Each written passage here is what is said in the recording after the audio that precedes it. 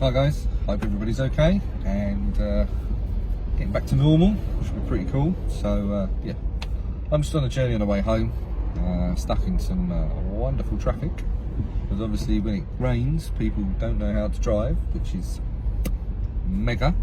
But yeah, no, we've had some good day today. We've been out doing some content with JT Automotive, filming and talking about the S4 that we're sitting in now.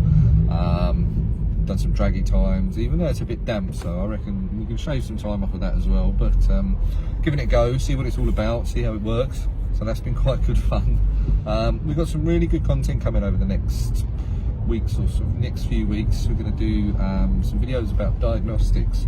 So the normal major problems that come when you start tuning a vehicle, especially if the vehicle hasn't really been looked after, even though it says maybe on the service history, oh yeah, we've got full service history.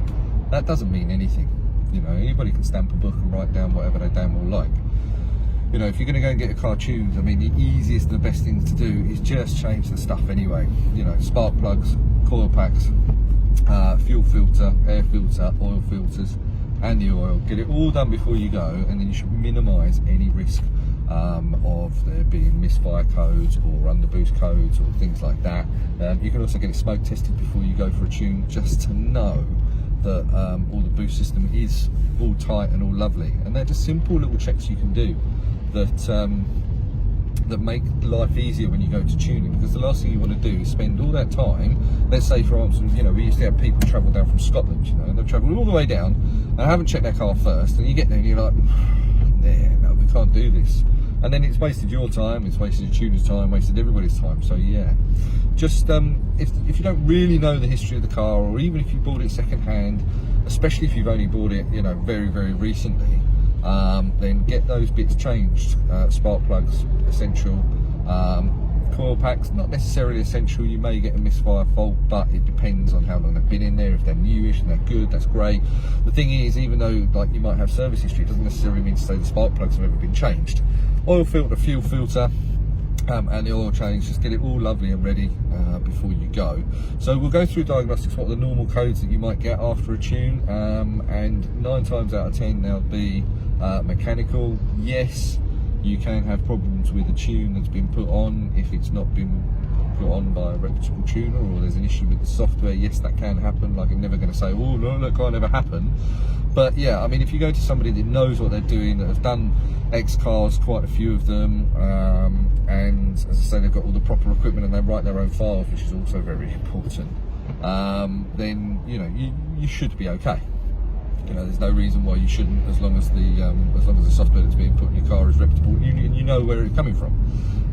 But yeah, the mechanical faults, so you have underboost, overboost, multiple misfires, you know, and there'll be a few other bits and bobs there. And what we'll do is we'll go through a whole video explaining all about the possibilities why that could happen, because you know, an underboost fault may not just be down to the turbo. It could be a boost leak, could be a map sensor gone down, could be a MAF sensor, it could be an air filter blocked, it could be, you know, an actuator, it could do you know what, it could be loads and loads of different things. So we'll go through all of that and we'll explain everything. I also do a video about how wonderful the dealerships are when they update software, but don't actually tell you that they're updating the software and then lock the OBD port. That's nice of them. So yeah, we'll do those sorts of things and what the best sort of practices are to do that as well.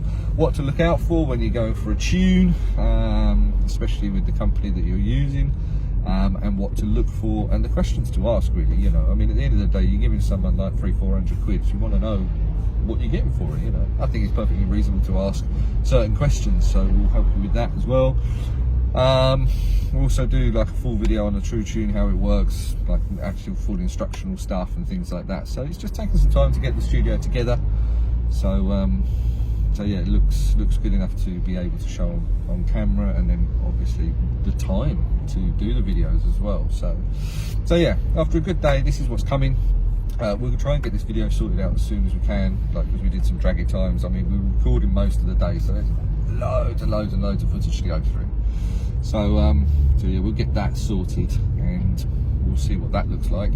But yeah, I hope you guys have had a good Monday after the weekend. It's bank holiday soon as well. So if you've managed to watch all the way through to the video to the end now, there will be an offer coming for True Tune for this bank holiday, so keep watching. If you've been looking at a True Tune and you've been looking and thinking, well, yeah, no, I do want it, there'll be a nice little offer coming for bank holiday, which may ease the pain of parting with your money. So yeah, awesome stuff. We've had a great Monday, and yeah, keep watching for some videos, and we'll check back soon. Cheers.